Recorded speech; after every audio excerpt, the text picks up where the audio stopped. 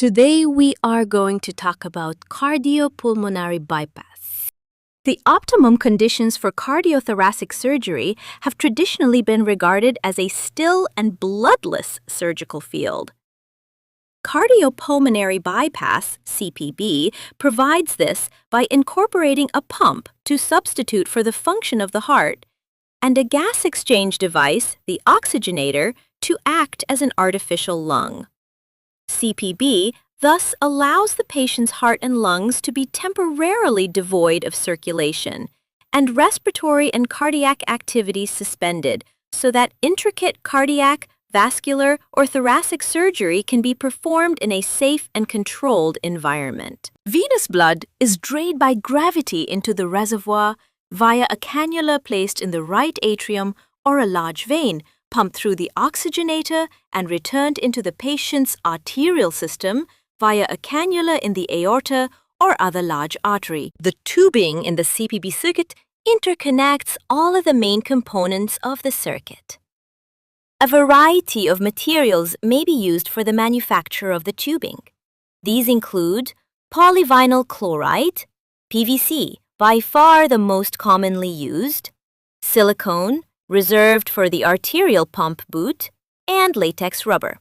The size of tubing used at different points in the circuit is determined by the pressure and rate of blood flow that will be required through that region of the circuit or through a particular component of the circuit. PVC is made up of polymer chains with polar carbon chloride CCl bonds. These bonds result in considerable intermolecular attraction between the polymer chains, making PVC a fairly strong material.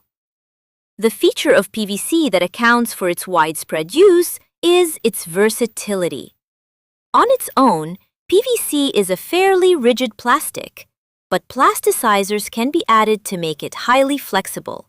Plasticizers are molecules that incorporate between the polymer chains, allowing them to slide over one another more easily, thus increasing the flexibility of the PVC.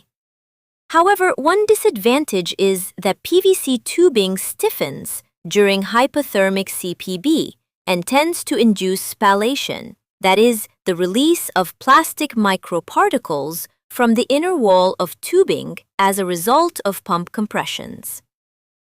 Other materials used to manufacture perfusion tubing include latex rubber and silicone rubber. Latex rubber generates more hemolysis than PVC, whereas silicone rubber is known to produce less hemolysis when the pump is completely occluded, but can release more particles than PVC. As a result of this, and because of PVC's durability and accepted hemolysis rates, PVC is the most widely used tubing material. The arterial roller pump boot is the main exception to this, as the rollers constantly compress the tubing at this site, so silicone tubing is used for this purpose.